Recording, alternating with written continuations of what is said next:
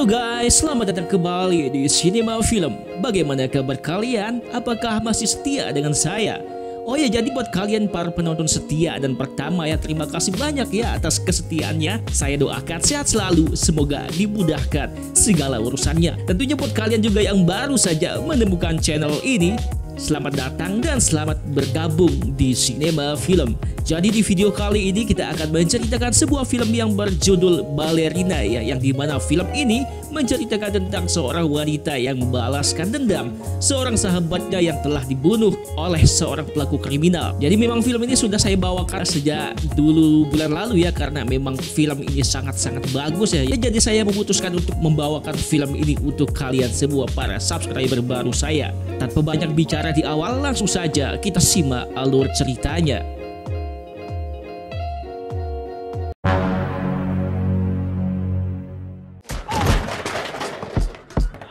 Film diawali berlatar tempat di sebuah toko.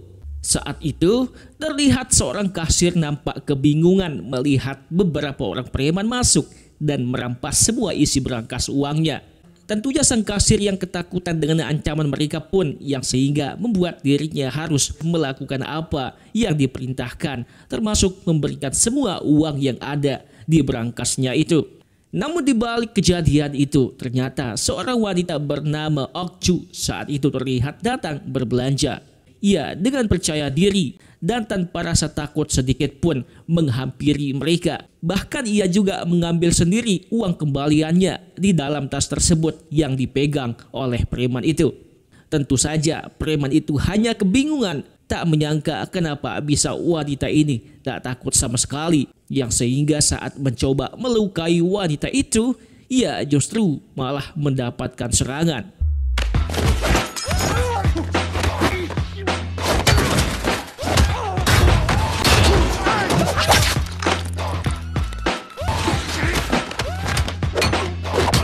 Setelah berhasil menghabisi para preman itu, ia tentu saja tak lupa untuk membayar barang belanjaannya, termasuk sebuah kaleng kornet yang dijadikan senjata saat itu.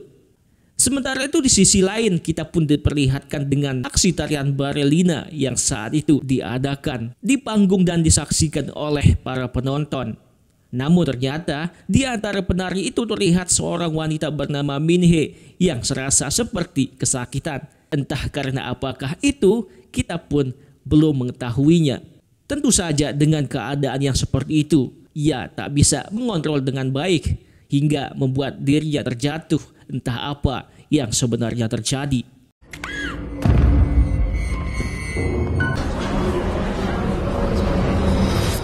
Setelah acara tarian itu selesai, ia pun menelpon seorang sahabatnya yang saat itu ternyata dirinya adalah Okju. Saat mereka berbicara, ia pun mengatakan sangat amat merasa bersalah karena telah lama tidak berkomunikasi dengannya. Dengan begitu, ia pun meminta Okju untuk bertemu menemuinya dan tak lupa untuk membawa beberapa botol minuman.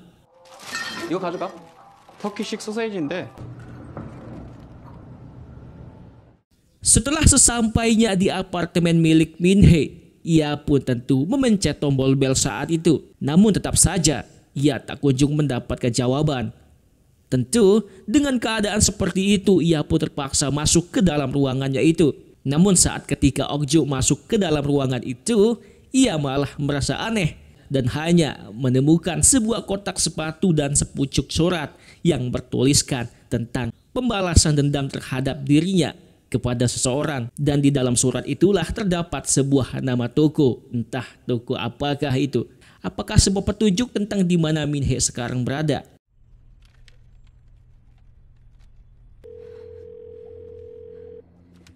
Okju yang berada di ruangan itu pun terlihat kebingungan apa yang sebenarnya terjadi dan di mana keberadaan Minhe saat ini. Ia pun memutuskan untuk menelpon Minhe kembali, yang ternyata ponsel Minhe berada di kamar mandi saat itu. Setelah Okju mencoba masuk ke kamar mandi itu, ia ternyata malah terkejut, tak menyangka bahwa Minhe, sahabatnya, terlihat telah tewas bunuh diri. Dengan kepergian sahabatnya yang mendadak saat itu, Okju pun kembali mengingat saat-saat dulu ia bersama Minhe, yang dimana mereka akhirnya saling mengenal lebih dekat dan menceritakan dirinya Minhee yang sebagai penari balerina dan Okju yang sebagai ajudan. 아니 어떻게 생일날 딱 만나지? 나는 해외 업체에서 Setelah menyadari kematian sahabat dekatnya itu, Okju pun bergegas pergi dan membawa ponsel milik Minhee untuk mencari tahu siapa dalang penyebab kematian sahabat dekatnya. Sehingga setelah sesampainya di kediamannya, Okju pun mulai mencari siapa orang yang telah membuat sahabatnya berani mengakhiri hidupnya. Ia pun melalui browser memasuki kata kuncinya yang ternyata nama tersebut merupakan sebuah nama dari toko online penjual kue. Tentu Okju tak berlama-lama dan mencoba mengirim sebuah pesan kepada seorang penjual tersebut.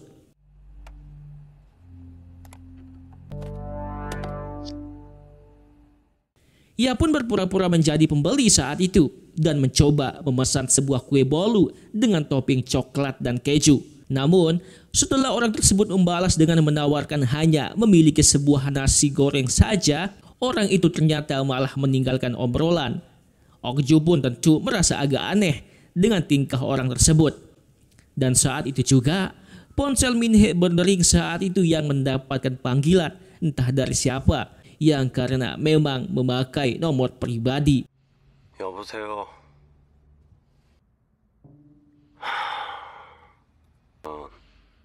그땐 네 친구고 뭐고. Setelah Okju mengangkat telepon itu, ternyata yang terdengar adalah suara seorang laki-laki yang memintanya untuk datang ke jembatan esok harinya. Ia pun bahkan mengancam jika tak kunjung datang besok, ia akan menghabisinya. Saat itulah Okju memiliki kesempatan dan mendapatkan petunjuk tentang kematian Minhee. Dan jelas tentu ia mencurigai bahwa lelaki yang barusan menelpon memiliki keterlibatan dalam kematian Minhee. Saat esok malam harinya, Okju pun tentu mendatangi jembatan yang dimaksud lelaki yang menelpon itu dan mengawasi pergerakan dari jauh.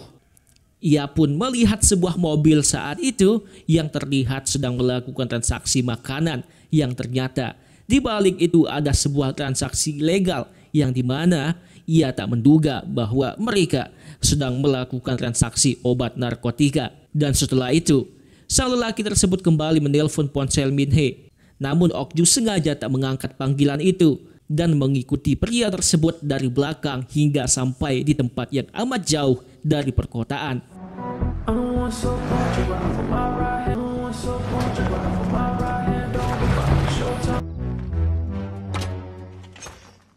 Okju pun sampai saat itu dan mencoba mengintai situasi rumah tersebut dan memutuskan untuk melakukan aksinya besok pagi saja. Setelah pagi harinya tiba, lelaki yang bernama Choi itu pun terlihat keluar dengan menggunakan sebuah mobil mewah. Sedangkan Okju sendiri mencoba masuk membobol pintunya dengan kunci ganda yang telah dipersiapkan. Ia pun berhasil masuk saat itu dan mulai melakukan penggeledahan untuk mencari petunjuk tentang kejahatan yang dilakukan lelaki tersebut. Ia pun bahkan tentu tak lupa untuk memasang sebuah penyadap di dalam ruangan itu.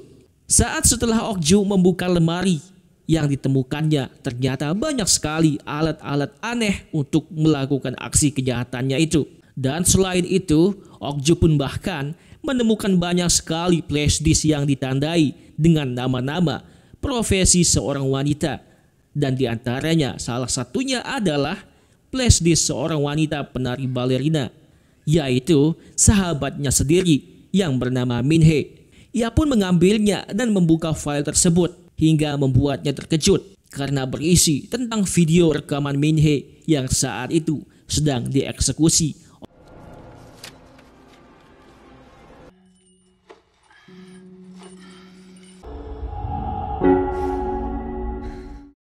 Setelah Okju melihat rekaman itu, ia pun pergi ke sebuah danau untuk menenangkan diri dan memikirkan cara untuk membalas aksi kejahatannya itu.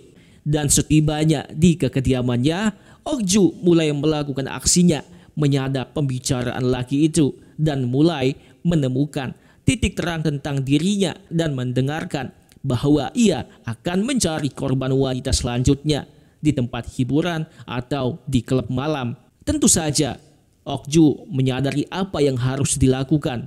Ia pun terlihat saat itu berada di klub malam dan mengamati lelaki itu yang sedang mengincar dirinya. Namun saat itu juga lelaki tersebut ternyata malah menghindar dari Okju. Dengan terpaksa, ia mengejar lelaki tersebut dan memulai perbincangan. Lelaki itu pun mulai melakukan aksi gombalnya dan berpura-pura telah mengenali Okju. Tentu saja, Okju hanya mengiyakan saja dan menuruti semua pembicaraannya. Bahkan saat ia diajak ke sebuah hotel atas niatnya membalaskan dendam sahabatnya, ia pun mengikuti permintaan itu.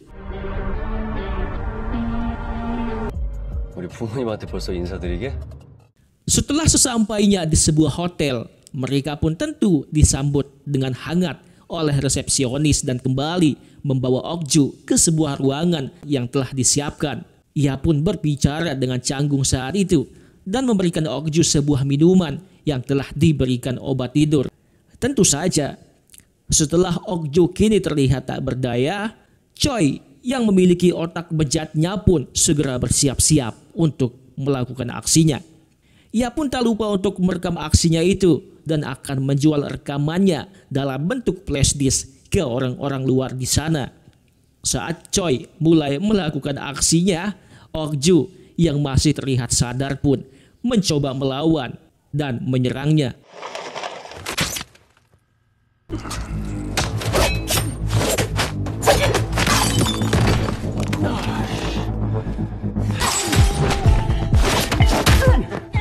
Okju yang memiliki ilmu bela diri yang sangat baik tentunya bisa mengalahkan lelaki tersebut dan merobek muncungnya saat itu.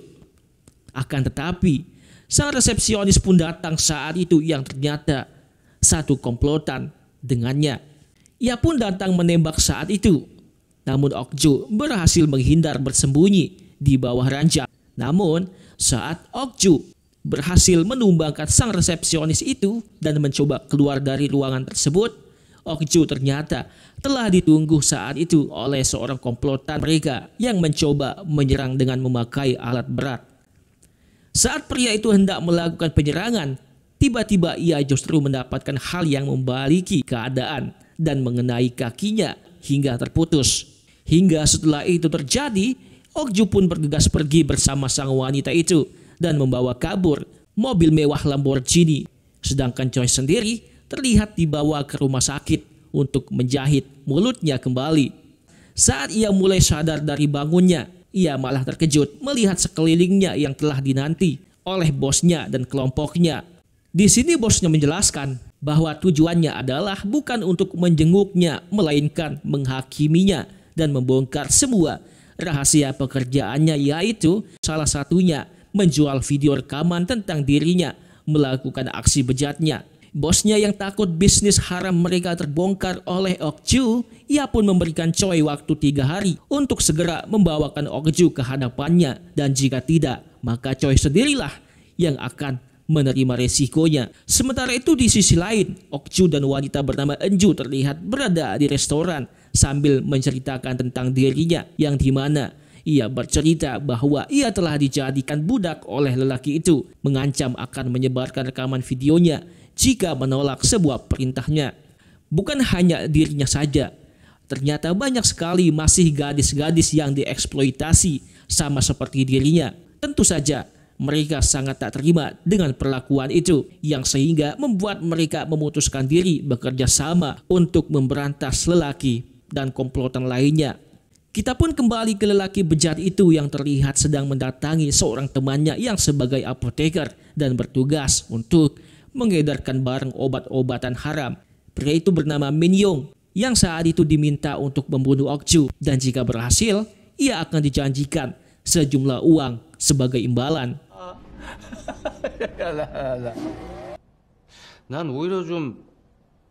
Setelah keesokan harinya, Okju sendiri terlihat mendatangi rekan kerjanya dulu yang seorang pelatih menembak. Ia pun datang bertujuan saat itu untuk menceritakan semua apa yang telah menimpa dirinya dan berniat untuk membalaskan dendam kematian sahabatnya. Ia pun meminta bantuan terhadap temannya itu untuk diberikan sebuah pistol. Namun, temannya itu hanya memberikannya sebuah informasi tentang seseorang tempat ia akan membeli senjata ilegal. Setelah mendapatkan informasi tersebut, Okju pun terlihat menunggu dan benar bertemu dengan sepasang lansia yang menjual senjata itu. Namun ternyata setelah ia mengecek barang yang mereka jual, itu hanyalah sebuah barang bekas. Tetapi Okju yang telah terlanjur memberikan uang itu pun tidak mau menunggu lama lagi dan terpaksa mengambil barang-barang itu. Bukan hanya pistol saja yang mereka tawarkan, melainkan sebuah alat penyembur api yang sangat amat mengerikan.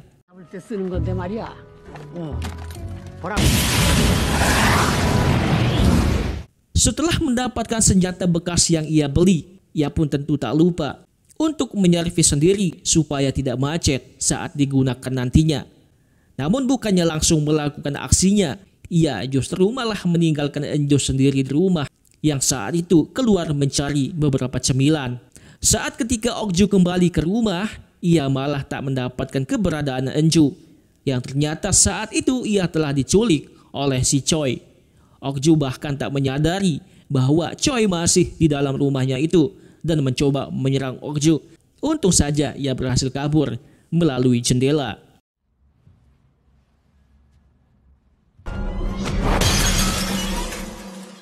Setelah keesokan harinya, Choi pun datang menemui keberadaan bosnya yang saat itu berada di lapangan pacuan kuda.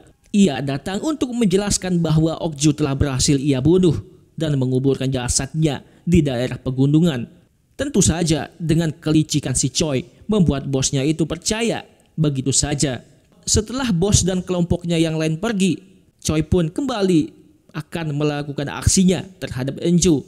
Ia juga bertanya keberadaan Okju. Namun karena Enjo tak ingin bicara, Choi pun mengambil sebuah cambukan kuda untuk melakukan aksinya. Sementara itu Okju sendiri ternyata kini telah mengawali aksinya, yaitu dengan bertanya keberadaan rekan yang lain termasuk Choi dan menghabisinya setelah mendapatkan jawaban. Tentu saja setelah mendapatkan informasi keberadaan itu, Okju terlihat mendatangi lokasi pacuan kuda tempat Choi dan yang lain memproduksi barang haram itu. Dengan jiwa yang amat pemberani tanpa ada rasa takut sedikit pun, ia masuk tanpa ragu-ragu dan menerobos kawanan penjahat itu.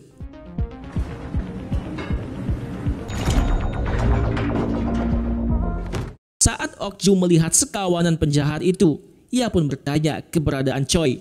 Namun meskipun banyak sekali orang yang menghiraukannya, ia tetap saja tak mendapatkan jawaban. Dan saat itu juga, bos mereka pun muncul dan mencoba berbahasa basi dengan Okju. Tentu saja, Okju yang tak suka berlama-lama pun langsung menembak bos penjahat itu, tepat menembus kepalanya. 나한테 얘기해줄 수 있는 사람 있을까? Anak buah yang menyaksikan pun tentunya terkejut melihat kesadisan Okju. Hingga saat memiliki kesempatan, mereka pun mulai melakukan penyerangan yang sehingga membuat mereka melakukan pertengkaran dengan begitu hebat. Termasuk Okju dengan brutalnya menyerang mereka.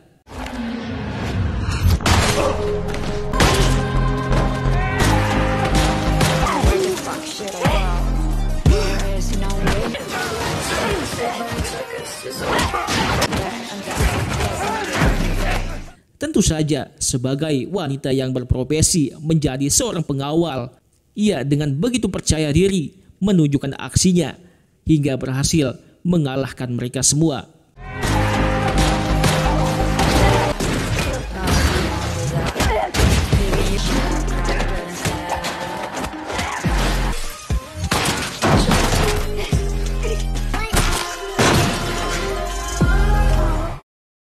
Setelah berhasil mengalahkan kelompok kriminal itu, Okju pun kembali mencari keberadaan si Choi dan malah bertemu dengan Mi Yong Sik yang saat itu terlihat sedang membawa Enju yang tak berdaya. Tentu saja Yong Sik yang melihat Okju membawa pistol dan bercak darah di wajahnya, ia pun merasa sangat amat ketakutan. Okju yang berniat menembak Mi Yong Sik saat itu pun justru ia tak sadar bahwa Choi tepat berada di belakangnya dan hingga menembak lengannya yang membuat pistolnya terjatuh.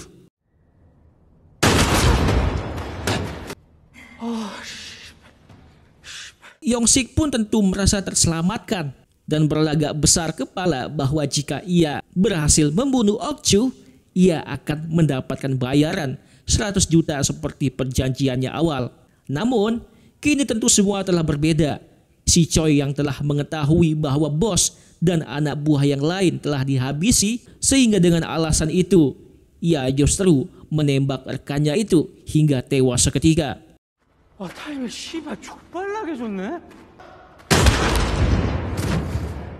Saat Choi mencoba menembak Ok-ju yang bersembunyi di balik mobil, ia mendapatkan perlawanan dari Eun-ju yang telah sadar dan melepaskan tembakan. Ok-ju yang memiliki kesempatan pun tentu langsung kembali menyerang si Choi hingga tak berdaya. Sehingga setelah itu terjadi, Ok-ju dan Eun-ju pun membawa si Choi ke pesisir pantai. Disinilah Ok-ju dan rekannya akan menghabisi si Choi hingga dibakar hidup-hidup tak berdaya. Dan film pun akhirnya selesai. 나야.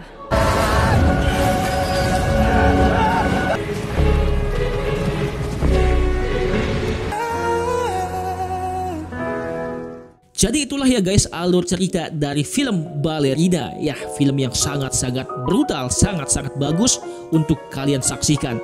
Jadi buat kalian yang masih belum puas dengan alur ceritanya, silakan bisa kalian coba tonton film langsungnya di aplikasi favorit kalian. Terima kasih banyak atas partisipasi kalian. Kita jumpa di video selanjutnya. Goodbye.